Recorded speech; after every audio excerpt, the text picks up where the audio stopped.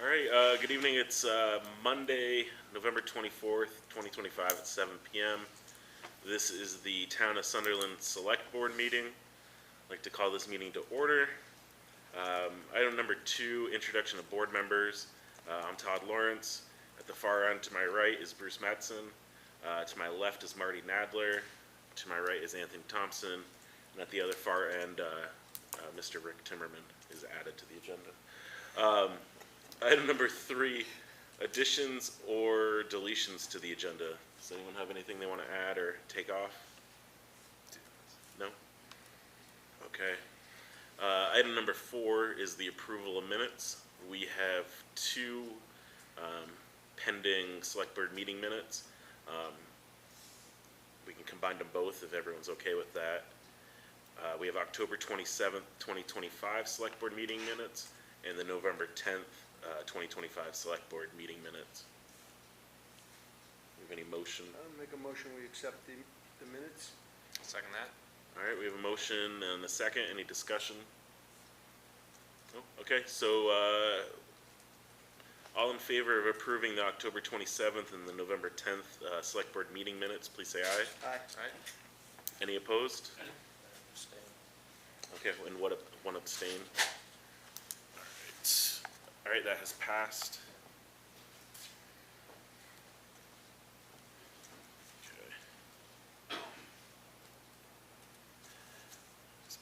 Okay. Item number 5 is public comment. Any members of the public present want to discuss anything? Is there an update on the north corner of Sunderland Hill Road as far as addressing cleanup or anything like that? Mr. David Kiernan he'll discuss some stuff on zoning administrator update, but other than that, I don't have too many. I'll wait for that. Sure. There's some stuff in progress. Does anyone else have any updates or public comments? No? Okay. We'll move on to item number 6. Is I put it down on the agenda as just an update and discussion on a possible town pavilion. Dixie, you're here. Yes. Well, right now we're in the process of trying to determine what's buildable. Part of this property might be buildable. Our committee has looked at other properties, but this seems to be the choice place because it's one visible.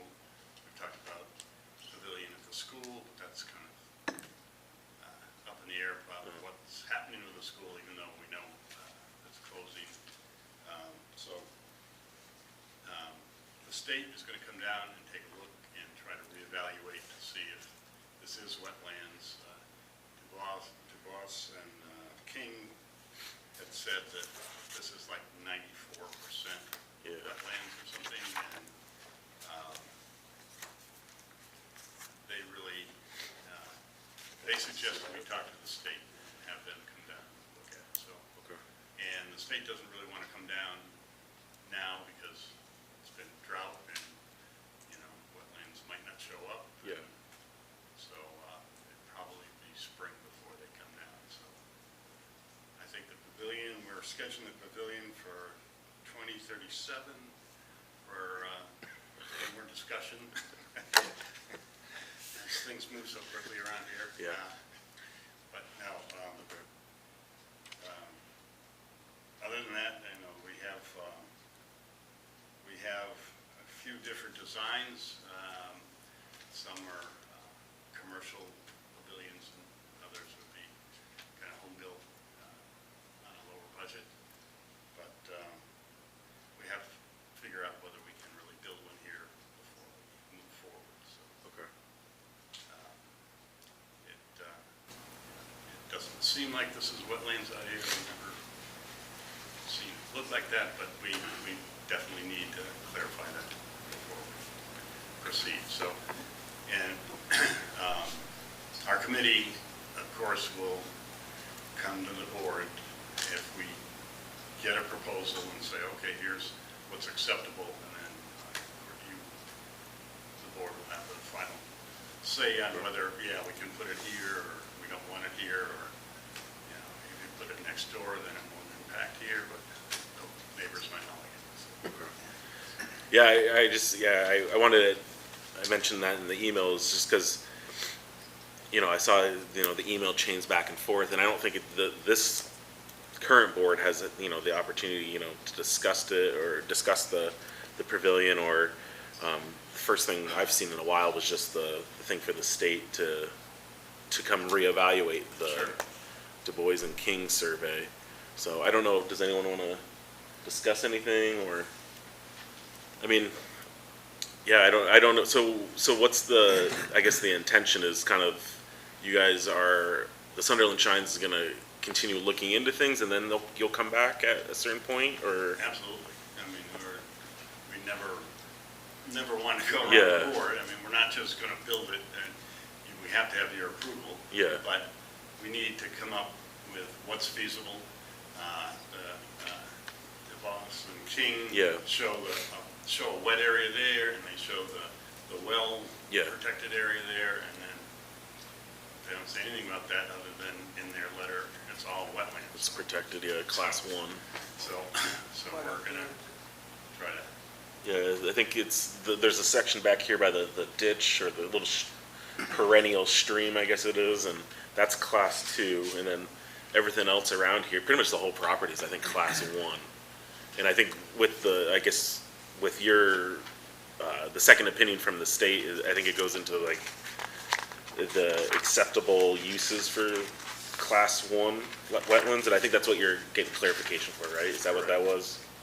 Like you can use it for, wherever that is. Class 1, you can use it for silviculture, growing food, crops, hunting, bird watching, hiking, snowmobiling trails designated by VAST, the placement, maintenance, or removal of fences, catwalks, footbridges, observation decks, docks, and activities within existing lawns. Okay. Without permit, so. Yeah, without I guess permit. theoretically, you could still submit. Yeah, I mean, technically, I guess you can. Yeah, you'd have to. You'd have to, Oh, it says that. Yeah, the wetland its 50-foot buffer cover a majority of the property outside of the allowed uses discussed above. Activities with a class 2 or it's 50-foot requires a Vermont wetlands permit. Okay, and that one, so is that how you got to the state? You like, okay. I just wanted to just double check so we're up to speed on everything. yeah. Okay.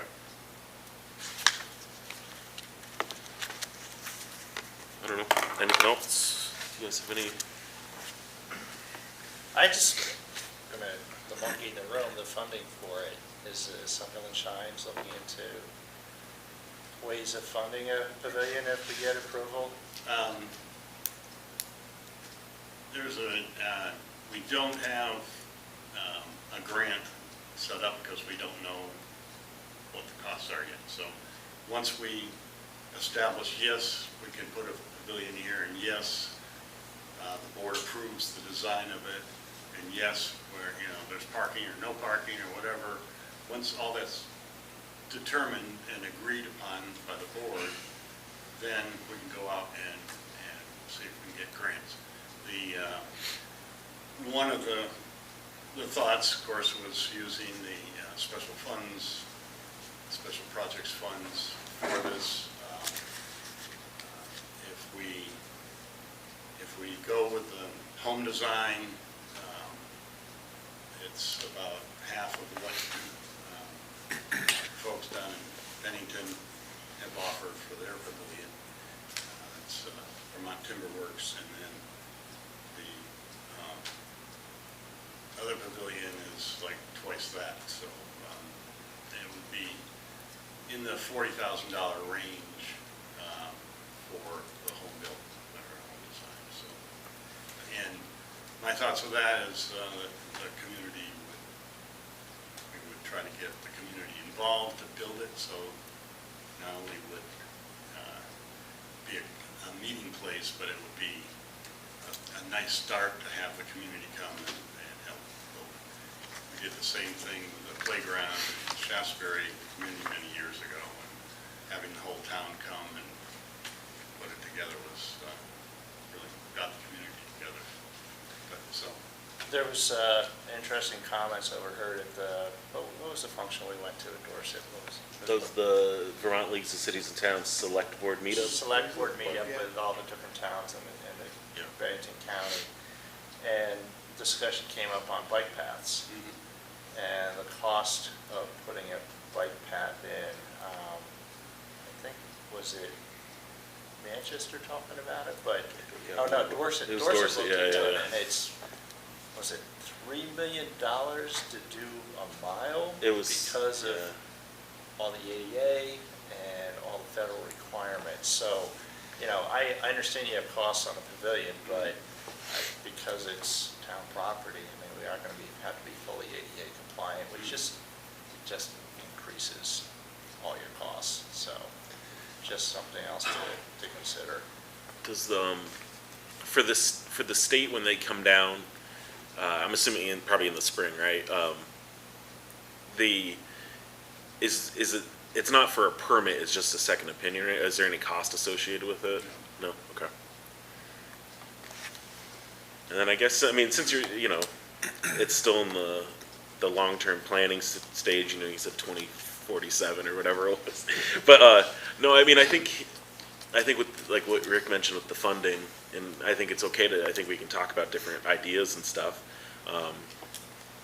I kind of mentioned that we had a discussion at the planning board meeting, and I kind of mentioned the idea of part of what I would like to see maybe for some of the Sunderland Shines thing, the community groups, is just different creative ways to maybe fundraise, and I don't know if that involves coming up with a community like a nonprofit, like a community improvement fund. There's some towns that have like a 501c3 organized, and then like the various community functions can kind of be housed under that, and then it allows residents to fundraise, and that you can start building your community from the ground up, right? Like you can start having events here in the room. You can have donations, raffles, stuff like that. And then I'm just throwing out ideas and stuff to try to figure out, because eventually that will be the biggest hump, is like the funding portion of it. So I don't know if that's something to look into as we, as a whole with the Sunderland Shines thing. I think with Ben Travis on the planning board, with the bike trails that they're looking at, you could fundraise for all that stuff. And I have been doing that right for the Yeah. extending the bike path. They have grants that they, yeah, not so much the grants though, but more of like for people that want to contribute as a community. It's different. Like I would feel weird as a resident just writing a check to the town, is what I'm saying, and designating it to be a pavilion if I didn't want my tax dollars to it. But if you had like a community group that was organized and legitimized and had all the tax benefits of it and protections, then people could write checks. Like just like I think the Arlington Park is like a nonprofit and stuff like that. So it's just ways to look at, I guess, different ways to fundraise and start doing some of these smaller projects to start with, and building up to maybe the bigger ones someday. So, yeah. Sure. It was just something I've been thinking about, is, how do we do these improvements to the town without kind of negatively impacting some of the tax, our budgets and stuff. So, I don't know, and I'm more than happy to kind of sit down with you and talk about stuff if you want, or help you out, but yeah, that was just something I've been thinking about lately, is how do we get the Sunderland Shines, groups and organizations kind of moving forward with at least some of the smaller stuff, and, without too much pushback from other people. So. no, it's, we would appreciate your help on Yeah. that. I think that's a great idea, because then the community will feel invested too by Yeah. supporting stuff like that. Yeah, and I think it kind of helps drive the, you kind of like the pavilion right now. If we built it, I don't know about the, other than the initial kind of excitement of it, you don't have that built up community. I'm thinking of some like the school events that we do. You kind of start building up the small stuff, and you start moving. You get that snowball effect of, people get excited of contributing to various groups, and selling Christmas cards or something, and that is kind of maybe a little bit more enjoyable than the actual end result. So, I don't know, I'm just freely talking. I think the organization, the committee should consider looking at the school, you know, the piece of land at the school, assuming this, we can't use it here. I mean, the school has a playground, you know, and you could tie, you know, you could tie the playground to, you know, another kind of recreation area, and, you know, it would be a good use of a piece of that property, or, you know, or depending on whether or not that we're gonna buy it, you know, and then sell it, or buy it and keep it, you know, or not buy it at all, you know, but if we do buy it, I guess it would be something to consider, you know, because it is land that's available, it does have a playground, you know, that would be part of a recreation area. Parking. Yeah, and parking, right? And bathrooms.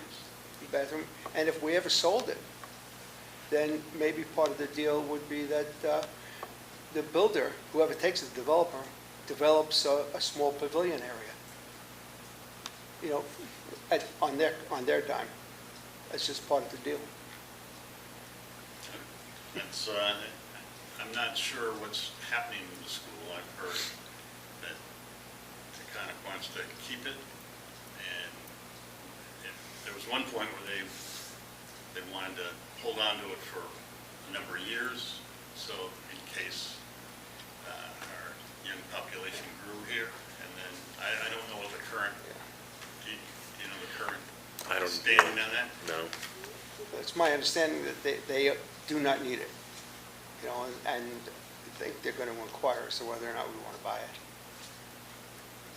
Yeah, well, we've definitely talked about that, and one of the, some of the comments that our group had was that the pavilion would be visible from here, you know, we're on Sunderland Hill Road, so there are a lot of people going by and see, you know, if it was at the school, no one would even know it existed, unless, you know, you put posters out, I don't know. Yeah.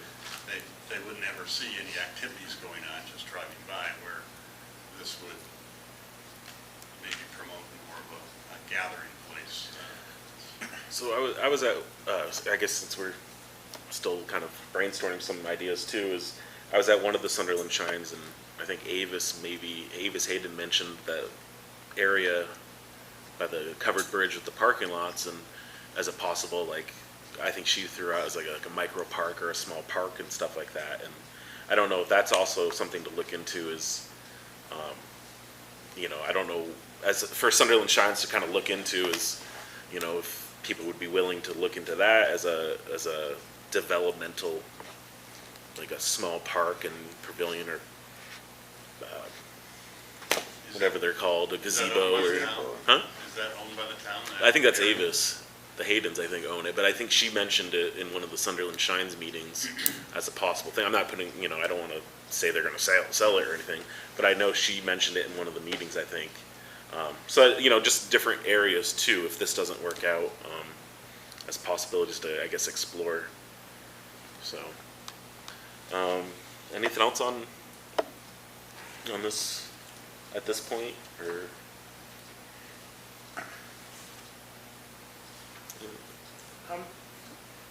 When we did the survey, wasn't the pavilion pretty low on the list when the ARPA survey was done?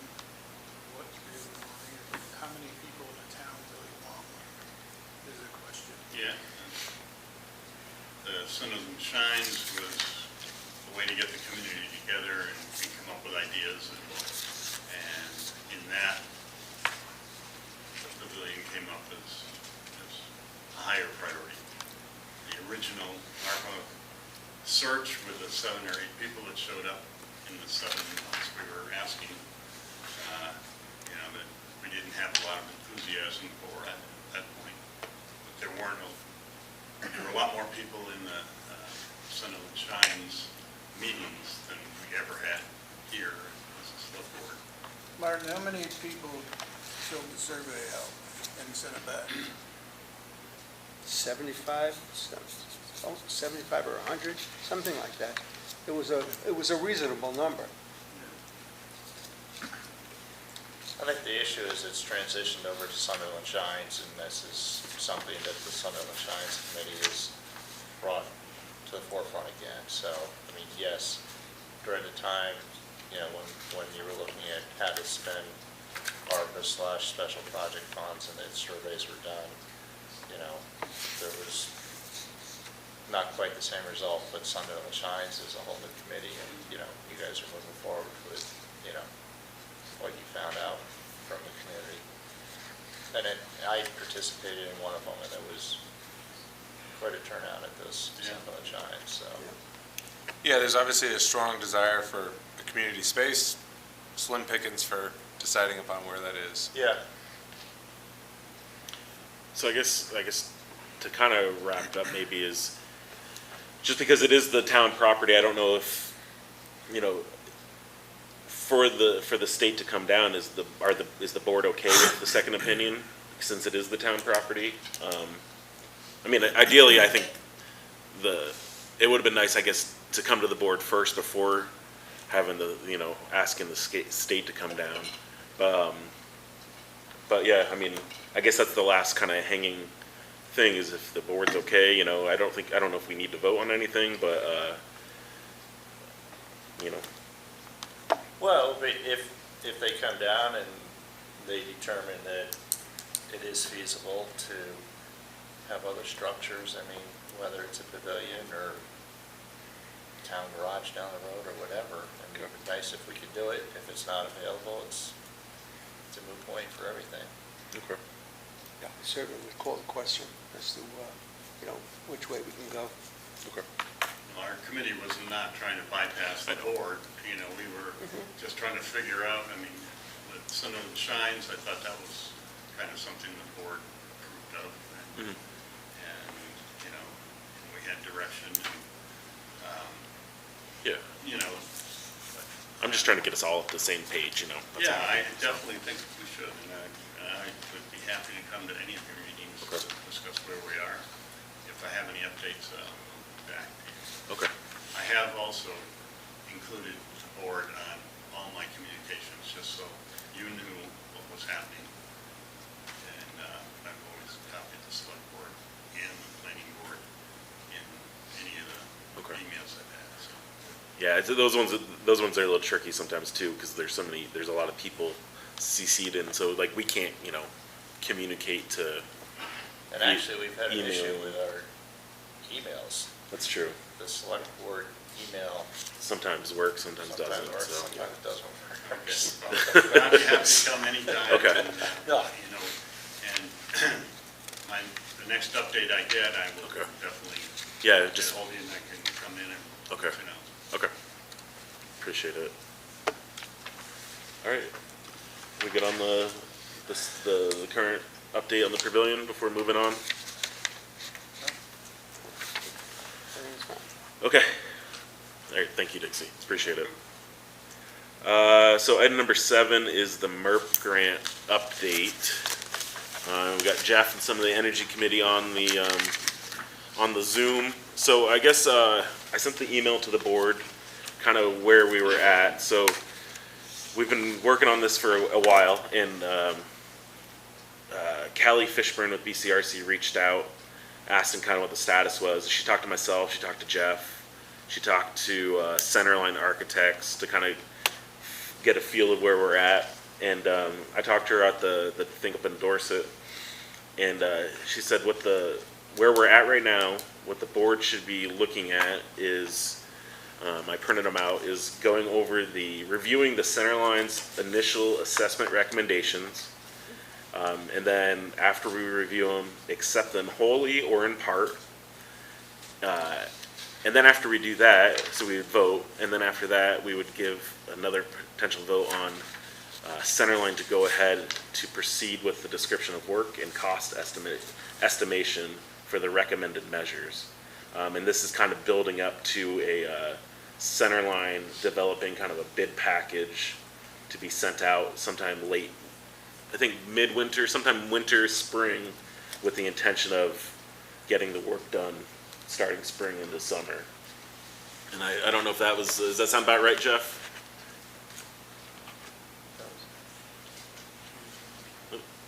Yeah, Todd, Okay. that's pretty accurate. I mean, I know we've got to get some structural information on the garage again, as we talked about. Yeah. Um, Bruce and Todd, you were both there when they looked at the rust, and that's repairable. So, Yes. as are the two doors that can be replaced. Again, things to start to seal it up better. And, but we need to meld all the work, I think, into, one big job, because you just don't find anyone that wants to do little jobs. Yeah. Like, cleaning the rust off of the columns or putting in two doors. So that was another thing that Kelly from Centerline was going to help with, trying to present one package when we're ready to go out and get the estimates. Yeah, so, 7-A on the agenda is the town garage structural repairs. So I did reach out to two recommended firms, Harrington Steel, and then I think it was L&G Fabricators, to go and give us an estimate on the structural steel repairs. One of them, they said they would get it to me today. I haven't seen it yet. And then the other estimate is not going to be until December 1st. They're out of the office until December 1st. So, but yeah, at least the estimates are, pending, I should say, for those repairs. So yeah, I don't know if we want to, I guess we can go down line by line, I guess, if we want to go through it, or the form I gave. And Todd, Yeah. you're on that sheet that Callie gave us?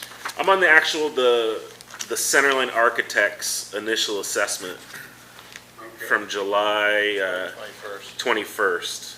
So it's in the, yeah, it's in the email from Callie. It's one of the attachments, the bigger attachment. Oh, right, okay. But yeah, I mean, we can, yeah, when I was talking to Callie, she said to go through that assessment instead of that secondary sheet that she made, just because it might be a little confusing. So yeah, so some of the recommendations, we can start with the town hall.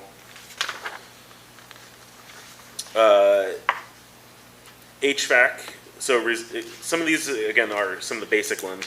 Replace existing thermostats with programmable thermostats.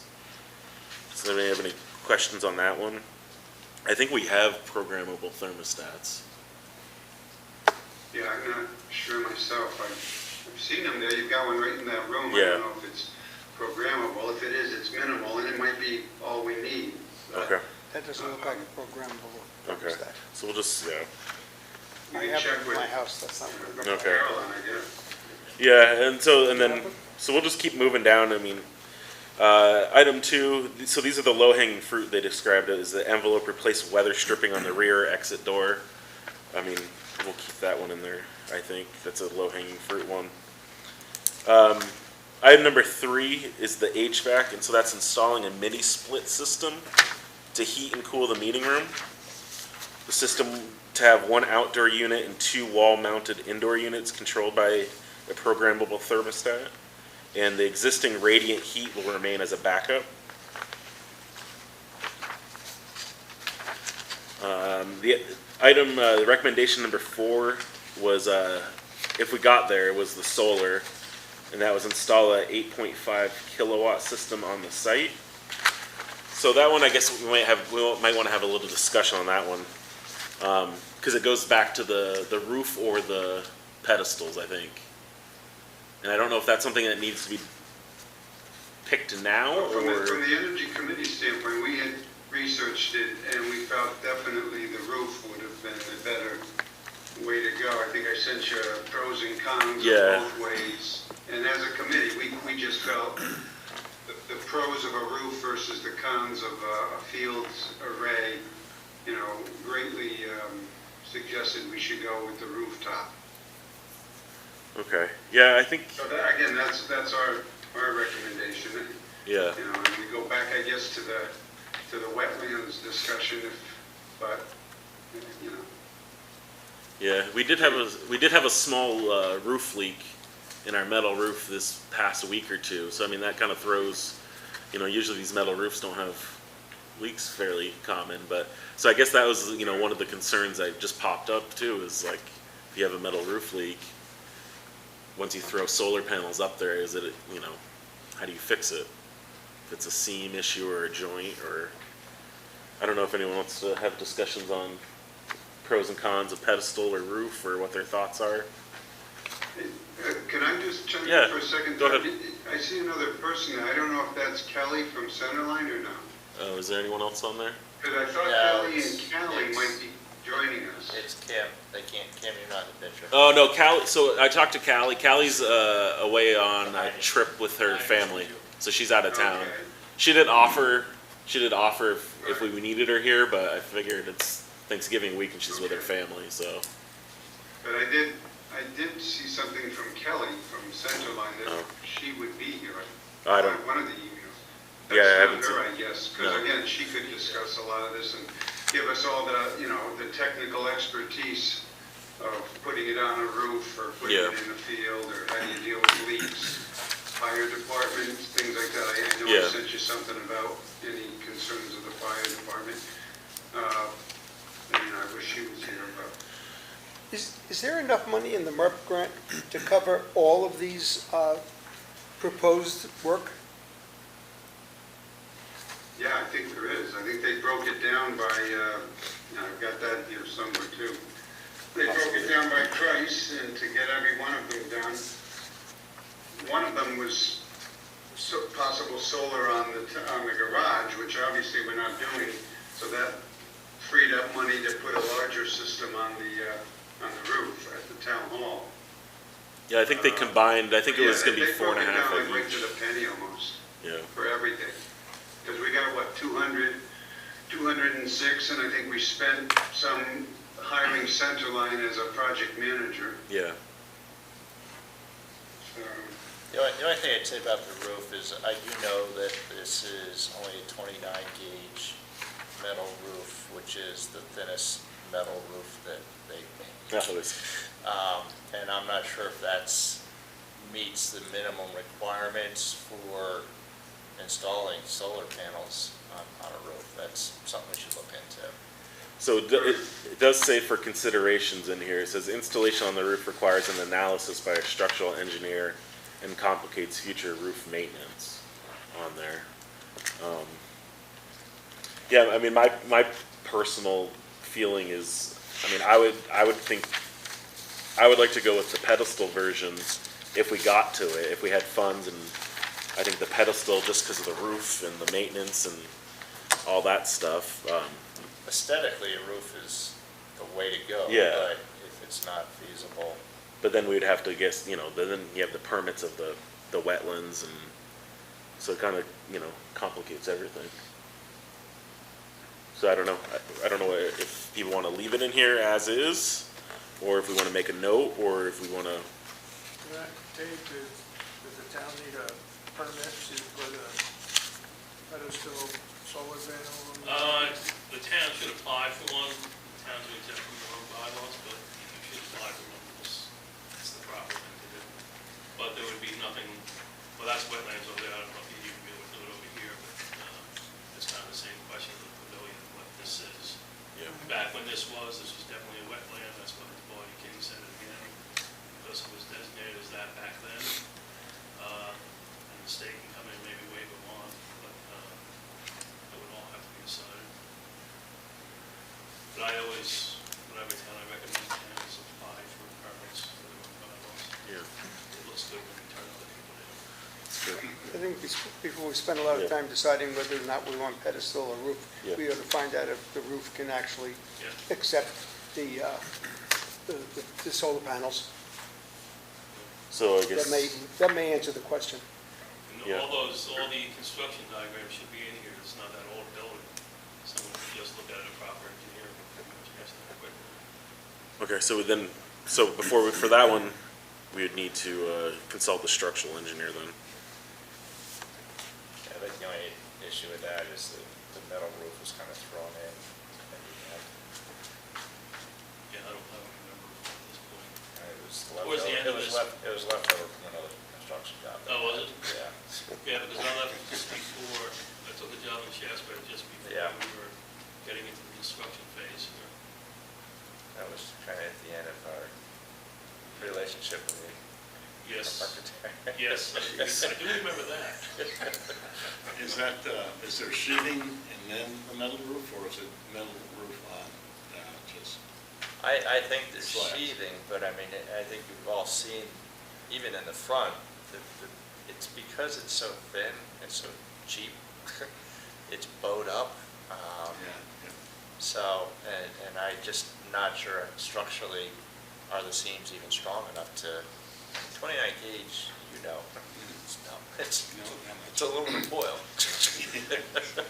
So there's not a lot of structural strength to it, so. But that's the first thing we need to figure out is, Okay. is what is the minimum requirement to put, you know, solar panels on a metal roof? Okay. All right, so we'll table that one. I guess we'll have to table that one for the part. And again, as I said, let's get Kelly's thought on it. I mean, that's why we pay you Yeah. $20,000 or whatever. It's, you know, again, I know what you're saying, that we have to get the construction, you know, the structural engineer, but Kelly, I'm sure, can tell us something just to give us a little more info too. Yeah, so. and that's fine, and we can address this in another meeting too. So, yeah, I'm just going off of what they recommended us that we, to get things moving forward again, so. Item number 5, on here is recommendation, install a level 2 EV charger. Considerations, a level 1 charger would not be useful in this instance because of small level of employees and how slowly it charges. A level 2 charger could be used by visitors. In that one email with Callie, so that would also involve a possible amendment to our grant. Just something to consider too, because the grant's for a level 1 charger. So we'd have to get a grant amendment that Callie could help us with, if that's what we decide to do. What is a level 1, like just an outlet? It's pretty, I think it's an extension cord, right? Yeah, With a mile an hour. with an extension cord. And I think, Yeah, I'm- and yeah. the level 2's not even that much better, so yeah, I think as the committee discussed that too, and, you know, realistically, I don't know, somebody would have to, I mean, I've got a level 2 in my house, and it's, you know, I think like 8 miles per hour you gain, so somebody would have to spend an hour here, and then you've got the issue of, well, who's paying for it? I mean, is it Yeah. with a credit card, how much does that gizmo cost? Would- So I think as a committee, correct me if I'm wrong, committee members, you know, we thought that money was better spent somewhere else, you know, beefing up the solar. So, Yeah. again, that's our recommendation, but Okay, we're, you know, glad you're discussing it too. okay, I think if the town owns some electric vehicles, it might make sense, but yeah. okay. I think that's, I think that's this, kind of where I was leaning to is if, unless we had some Tesla supercharger or something like that, or if we had a reason for people to kind of hang out around here, then it would probably make more sense, but at this point in time, okay. So we'll cross that one out for the, number 5. And then number 6, this one was kind of basic. It just replaced existing lighting with LED fixtures. I think that's a kind of common sense one, I guess. Well, you don't really have to replace the fixtures, you only have to replace the bulbs. Yeah. Yeah. Well, these you need. Well, you might have ballasts. These you need to change the fixtures. Okay. Because, these are ballast driven, and the LEDs have a different system. Okay. All right, so for that one then, at this point, we'll put an asterisk and hold off on the solar, and then we'll cross out the EV chargers for the town office. For the town garage, number 1 recommendation is consult a structural engineer to assess the severity of the rust at the base of the columns. We've done that, but we're still waiting for the repairs to happen. Yes, Yeah, we're still waiting for the estimates. Number 2, the envelope replaced the 2 man doors with insulated doors. And I believe Kelly said that would be bundled in, right? With the other, Right. okay. Item number 3, assess the garage doors for additional air sealing. And stop me if you guys want to discuss anything. Item number 4, the envelope, execute a follow-up blower door test with infrared scanning during the heating season. I know there were some emails from you with that, or with the door test. I don't remember what the outcome was, or... Right, the outcome was that we have to first determine, we may not have to do a blower test. One was done in 2022. As I said, we've had 2 energy audits of both buildings in the last 2.5 years. And the one in 2022 did do a blower door, and obviously it was off the chart. They didn't even have words to describe how many leaks. But where we are now with the current energy audit is saying that we have to find out if there's an air barrier between the exterior interior walls. And Kelly from Sunderland said that there was a person, John Hanel, that had done the blower door test, who knew the building pretty well, and that he could do that, determine if there's an air barrier between the walls. But there was a cost. It was $900 for him to do it remotely, so that one of us, somebody would have to peel apart part of the wall and you know, obviously put it back together, but Yeah. see what's in there, if anything. That was $900, and then it was something like $2,300 for him to come up. And I pushed a little to see if there was some other way to, you know, not have to spend that kind of money, just to have somebody tell us if there's an air barrier. I thought we could find that ourselves. And Kelly said that she would get back to me, and I haven't heard from her, Okay. on if there was another option other than hiring another consultant to just tell us what we, I think, could find. And Dixie, as a committee member, had said that, you know, he might be able to, again, with all of your permission, you know, look at this one, at a part of the wall to see if there's an air barrier. And we would then take pictures and give that to him. But before we did that, we'd wait for Kelly to say, yeah, you guys can do that yourself, or here's somebody that can do it, you know, cheap. As Bruce and Todd know, we were lucky. The guy that came up and did looked at the columns, that was free. That was a freebie, and it was nice of him to do that. But this one obviously would be more involved. So we're on hold with that, and I hope she can get back to me hopefully this week or next. Okay. And I guess the question would be for Callie, is if that is kind of like the survey of the property, if that can come out of the MERP grant funding, or if that's out of pocket. I mean, either way, it probably needs to be done. Good point, because it may have, in Callie's words, may have been like a pre-existing problem that we've always had. Okay. And the MERP is more for going forward, and she said we might be able, you know, any of this, almost like wetlands. You can say it's wetlands and everyone, oh, I can't do anything. No, you can do a lot. You can get the right, you know, permits and waivers, exemptions, whatever. Same thing with this. If we can, you know, get this air barrier question decided on, you know, we could go forward pretty quickly, I think. But, you know. Okay. But, So that one's pending. but yeah, Kelly's got to get back to us on that. Okay. So I'll just mark that one as pending. Item number 5, install additional insulation. So that kind of falls into what you just described with the air barrier test first. But that would be the main goal, is install additional insulation, because there's little to none R value on that insulation, apparently, from what I've heard. Right. And that'd probably be the main, you know, work down in Yeah. that garage. Absolutely. Again, the usage of propane there has gone up. When I looked at the 2018 numbers from the municipal plant, it was about 500 gallons a year. At least that's the stats they were using, and now it's up to like 1,600. Okay. You know, so obviously it's not getting any better. So, you know, the foundation, the seal up, the walls, the roof, that's the biggest thing of any of the projects. to try to save, they say you could save anywhere from 20 to 40%, you know, on propane and costs. We'd probably be at the higher end with that garage, with any kind of insulation, probably, Yeah. 40 plus, right? Absolutely, yeah.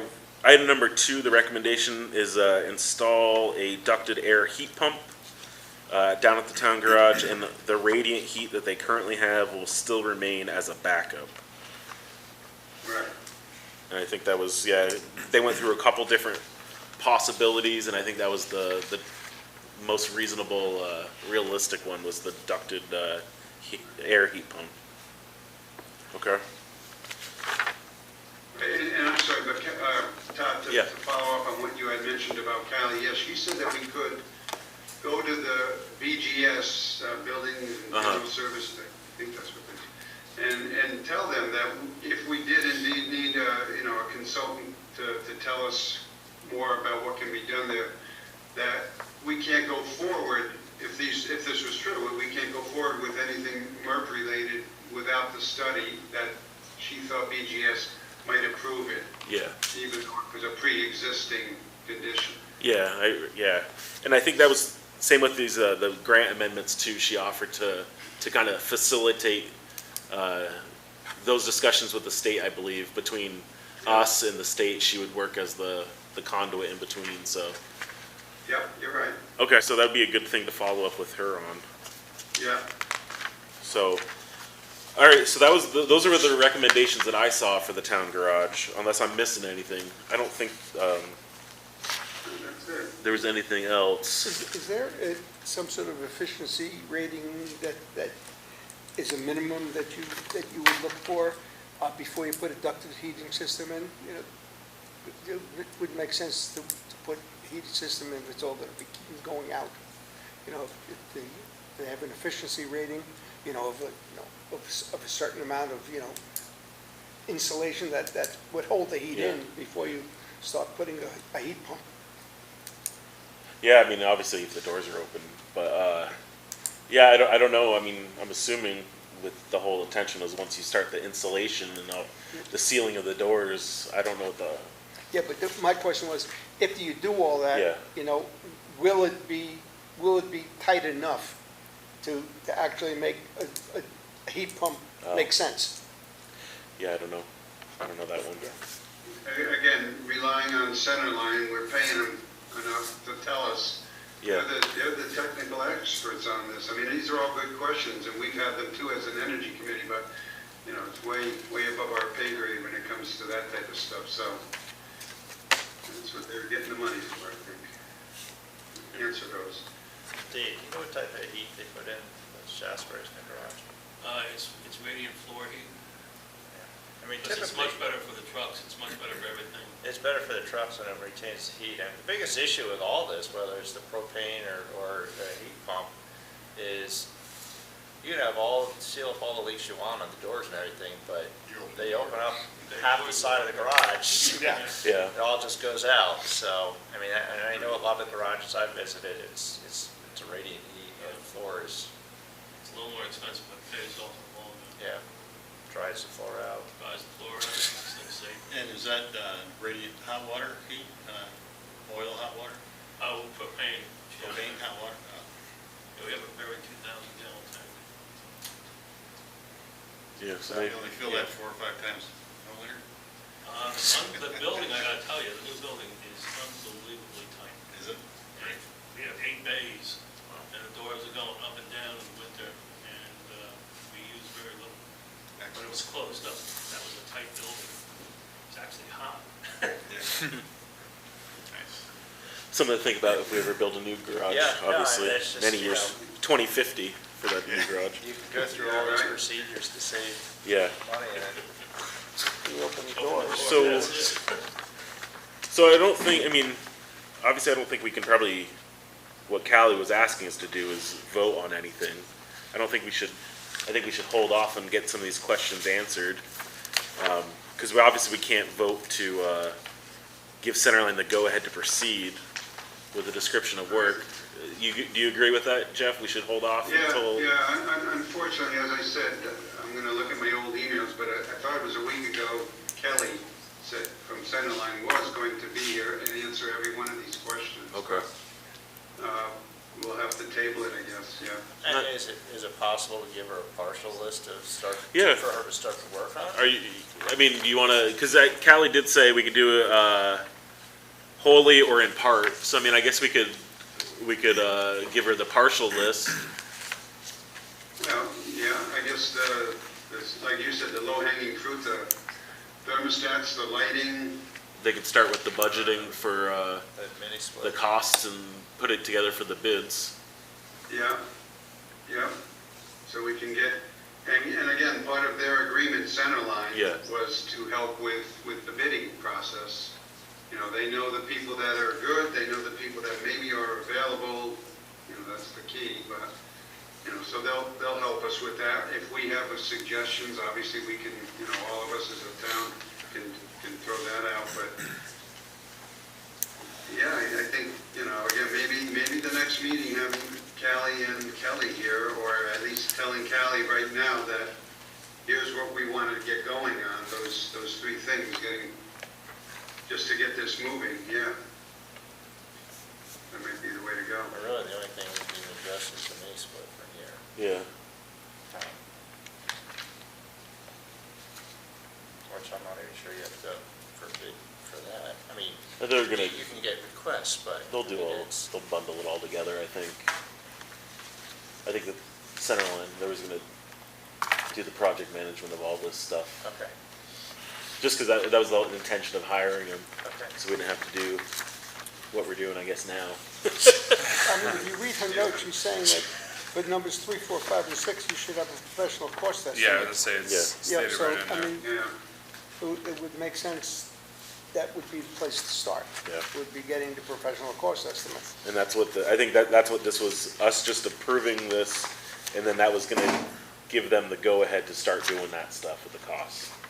That was the intention, I think, of this Yeah. topic on the agenda. I mean, there are a couple of things they could do, right? You know, we could talk about replacing the thermostats. Yeah, I mean, they and can, the light fixtures and stuff like that. there's work they can start doing. Yeah. So do we wanna, I would suggest we probably just wait till the next meeting. okay. All right, I'm good with that. It's kind of all over the place, so I think, yeah. Try to get some more answers. All right, Jeff, so that's what I think we'll probably just gonna do. We'll table any vote until we get some more answers. Once everyone's back from their holiday. okay, I think our next meeting will be December 8th, Monday, December 8th. And then maybe by then we'll have the estimates and stuff for the structural repairs, and we'll have the answers from Right. Callie and Kelly. yeah. But yeah, but I just wanted this on the agenda so we can at least discuss it, so. Anything else on MERP?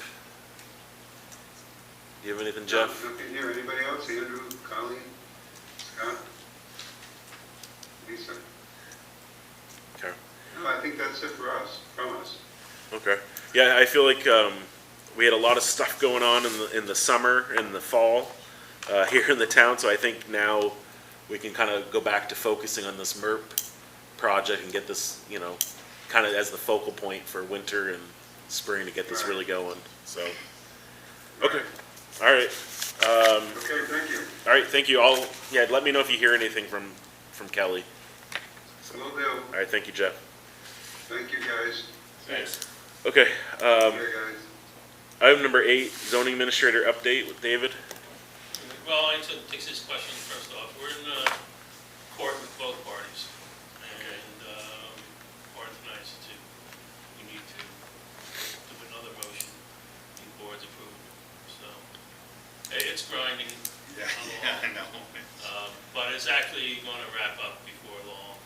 We have 2 decisions the board needs to make. And we'll see. All right, thank you. But it's in the courts. I have a question totally unrelated. Yeah. A resident asked me, that apparently the Ira Allen house was sold, Yes. and they're doing a lot of work inside.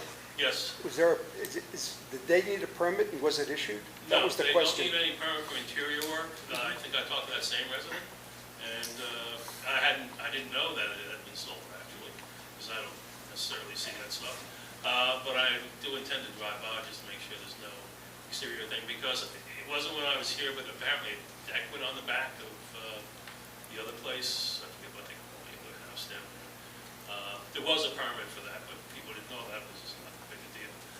But I'm going to take a peek. But no interior work, we don't get involved with any of that.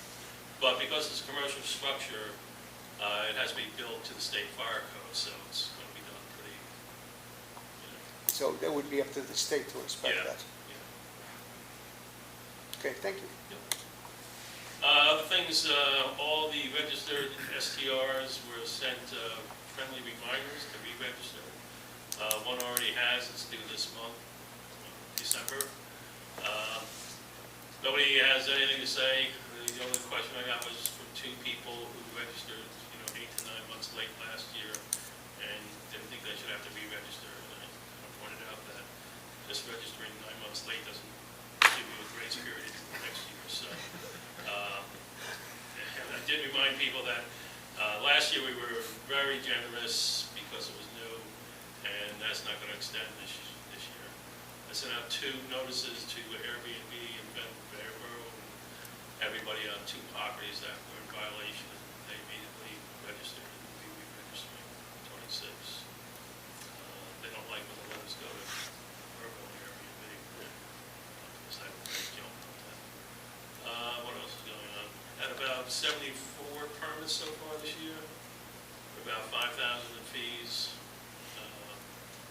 This is the time where it starts slow. Well, it's not slowing down. This is some big projects people are talking about. We still have things going on at Alden Road. There's a lot of construction on Alden Road. We're going to put in a new road on the one on 7A, Pete Haggerty's development. He's putting in the second road this year, this winter. We have the other thing down at the bottom of that by Jim Hendrickson, which he's built a shop, supposedly. We'll see where that goes. We do have, over here, the Baskerville that's still waiting for the letter of map adjustment from FEMA to extend the buffer to the wetlands, because they plan on putting a storage facility in there. Quite a large one, but that's all within the guidelines for a rural, commercial rural district. That's probably the big ones for now. But otherwise, we've done a lot of volume this year. They have a lot of new starts this year. And there's a lot of people looking at property. I get a lot of calls about what they can do if they buy this piece of property or not, and what they have to do to rehab a property. As long as that keeps up with it. Any questions? For the STRs, do you think, like, trend-wise, are they level, or I mean, I guess just in general, I know it's kind of early, but. Well, for us, well, I think we're probably going to have a few more. Okay. But it's hard to say where it's all going to go. Yeah, it's just hard to say. Okay. Will part of changing the STR to a bylaw instead of an ordinance. Okay. I know I talked about adding in the state fire inspection. I talked to Todd about this, and instead of putting that in now and then having yet another deadline, we'll just wrap it into the new bylaw, which we'll get to approving sometime in February or March, and that'll go into effect for registrations for 2027. Because otherwise, we're going to have this deadline and another deadline. It just gets messy. And then we'll also change the junk ordinance to a bylaw to prevent the law confusion and the multiple courts from happening again. Because that is one of the biggest problems. In fact, that's one of the big problems with government. Have any towns that you know of put some sort of cap on the percent of buildings that can be STRs? There are. I know Woodstock has one. I forget what the percentage, they might have a strict number. But you can cap STRs. In a conversation with one STR owner, I basically said, look, the bottom line is every STR in this town can be shut down right now because they're all considered hotels by the bylaws. Doing this ordinance and the future bylaw is just to accommodate reality. But the bylaws would say you can't do this at all.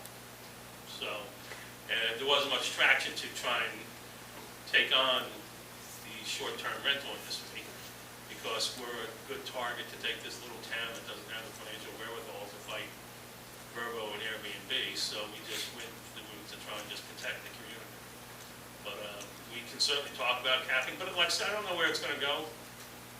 It all depends on the market, how things develop next year, where the economy goes. Because if people start selling, you might get more people buying for this investment, trying to shelter money away and provide a revenue stream. I mean, some of the rents they charge these places is ridiculous. Yeah. You know, that's why, you know, so I was a big proponent of keeping it at like $50. I didn't want this to be like a tax revenue thing, but the other hand, sometimes I think maybe I should have made it ask for 500 or something. Because they, you know, the events are like $450, $500 a night for most of these places. I mean, one, you know, one comment I got about the fees was like $50. That's like 4 hours in your house, you know? You know, that's not exorbitant at all. And the fire safety one from the state fire marshal would be something like $150. But again, it's like, it's a cost of business. They're businesses. I did have one complaint from someone up on North Road, living next to two,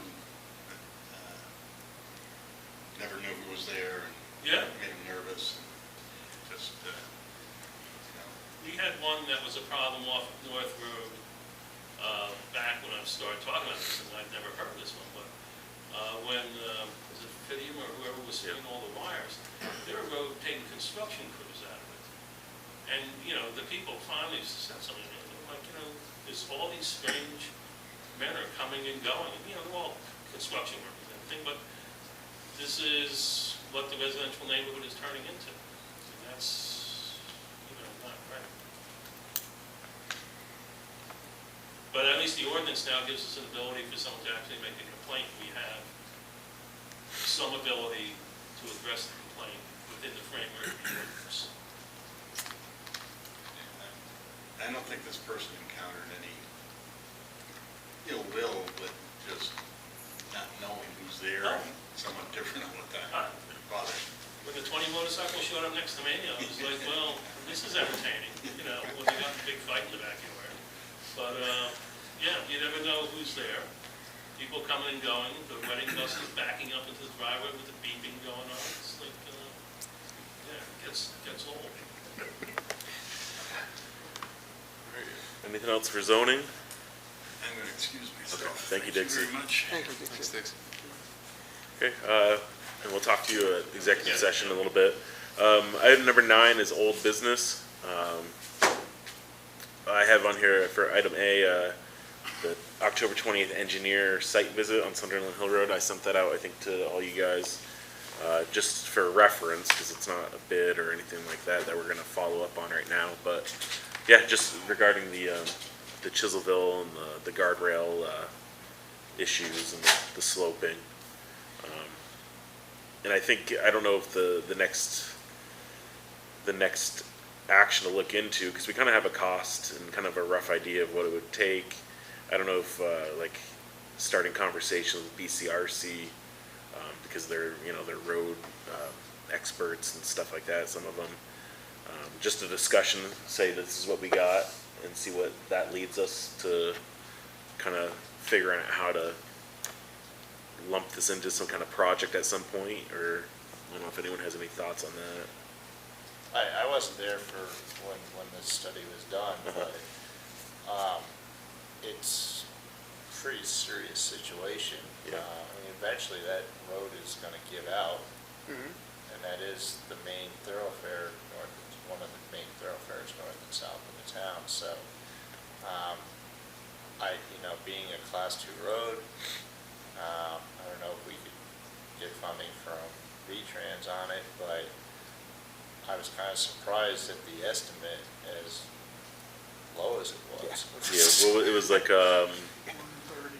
130 something. $128,000. Yes. Yeah, So, and based on obviously, they provided pictures on how it would be rectified. I mean, that certainly would last, hopefully, our lives.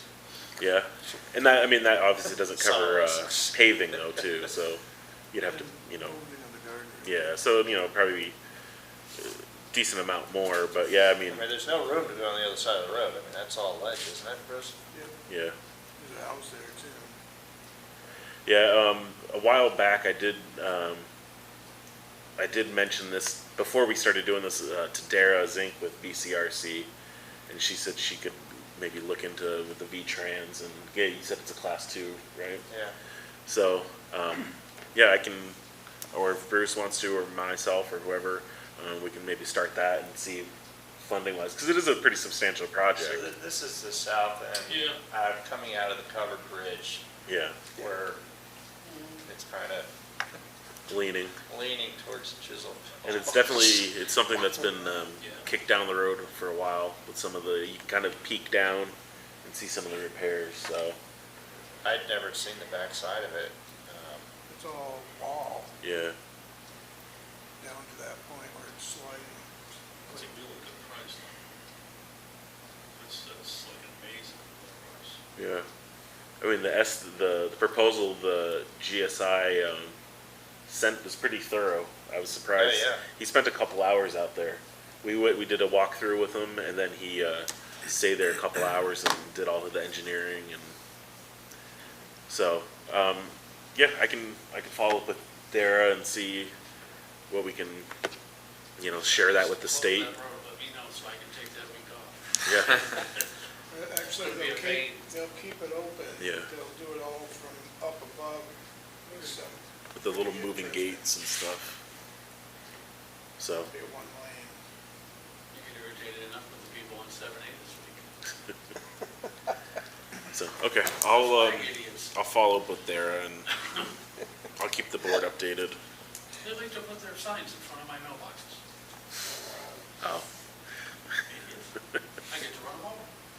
Okay, I don't want to stir things up, Yeah. but that's like a perfect example of where the special project funds would be beneficial to the If- town and not cost the taxpayers anything Yeah. at this point. You should be able to get a pretty substantial, either hardware or structures grant to fix that. Go check with District 1 in Bennington, because they're the ones who are going to approve it, and you might even be able to bump it up, because, you know, you get tiered when you do this, and depending on how many grants you get, but that actually could be a very large, almost disaster, like event for the town in Arlington, and a number of businesses, if that starts slipping away too much. Yeah. So, Breaking up pretty good already. yeah. Plus, you know, the match for the grant, for a structures grant is 10%, for the highway it's 20%. that was it. I mean, we have a price like that. All the paving area, you're probably looking at least 200 bucks. Yeah, but even the paving, we Yeah. gotta do that anyway, Yeah. so, you know, but still, might be something to light a fire on them directly. Yeah. Your thoughts? You want me to? You're good with me moving forward with BCRC, or is this something that Brian should be doing? He said he's, I guess, Because I'm you okay. and I probably could talk to Brian and have a discussion with him about it. Because he's, you know, he came from the state, so he probably has He was more. there Also, and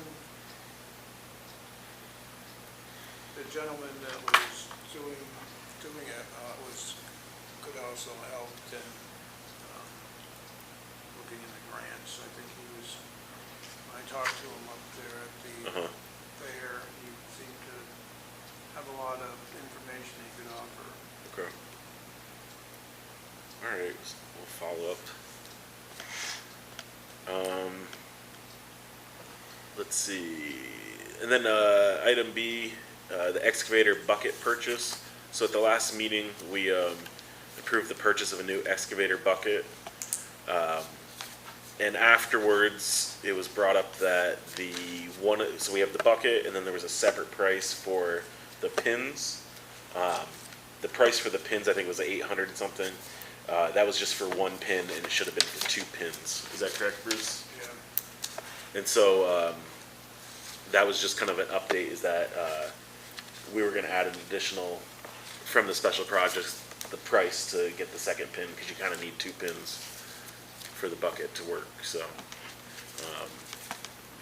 I think that's already been purchased, the second pin, but I just wanted the board to be aware that kind of happened. So eventually when we see the bills for it, everyone's up to date. Anything else on the bucket, Bruce? No? Okay. I think the pins are ready, but the bucket is about a 4 to 5 week lead time, from my understanding. Item 10, new business.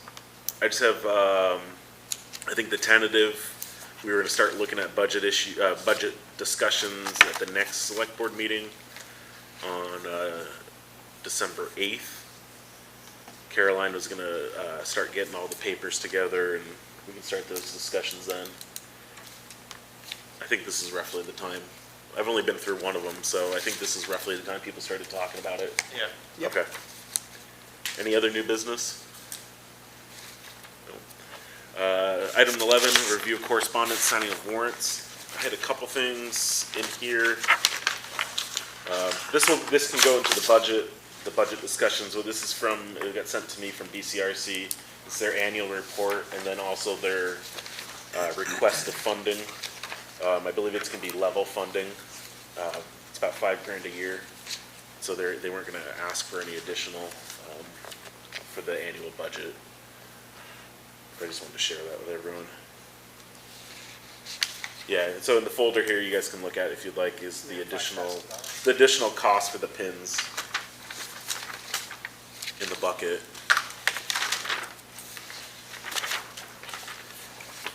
There's a letter from GNAT. Again, we can discuss this in the budgeting. So yeah, they'll be requesting $2,915 in the upcoming town budget. And I don't know if anyone wants to look at the letter, but I think it just came out today. Yes. There was an email from the Wyndham Regional Planning Commission. The Stratton is doing their local hazard mitigation plan. Again, that's something we're waiting for funding for. But if you're interested, feel free to take a look at that email they sent and provide any comments by December 8th. More bucket quotes. I think that was it in here. I don't think there was any other. And Bruce, I'm pretty sure that was the last of the bucket stuff, right? The purchases. Okay. There was just, I don't know if it's duplicates or triplicates in here. Or there was because of the second pin. Okay.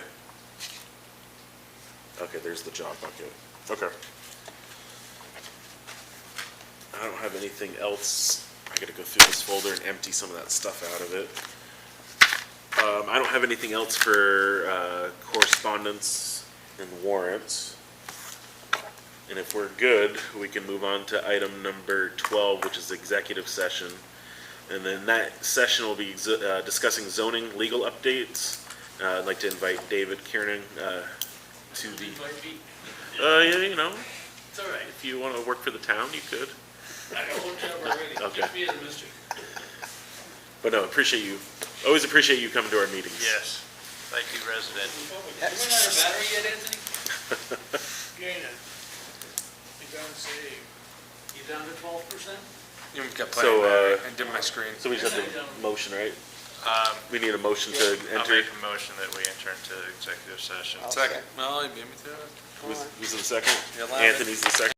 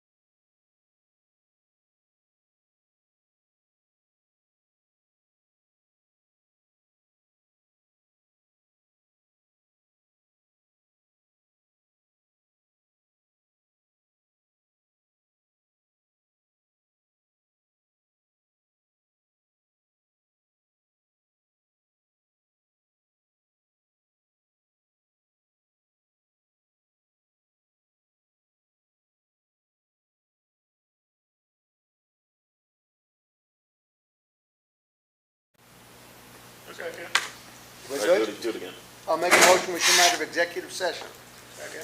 All right, we have a motion, we have a second, any discussion? All in favor of exiting executive session, please say aye. Aye. Aye. Any opposed? Nope. All right, we are out of executive session at 8:54 PM. Item number 13, the next business meeting for the Sunderland Select Board will be on Monday, December 8th, 2025 at 7 PM. Item 14 is adjourn. I make the motion that we adjourn. Second? We have a motion, we have a second, any discussion? All in favor of adjourning, please say aye. Aye. Any opposed? We are adjourned at 8:54. Thank you very much. Have a happy Thanksgiving. Thank you.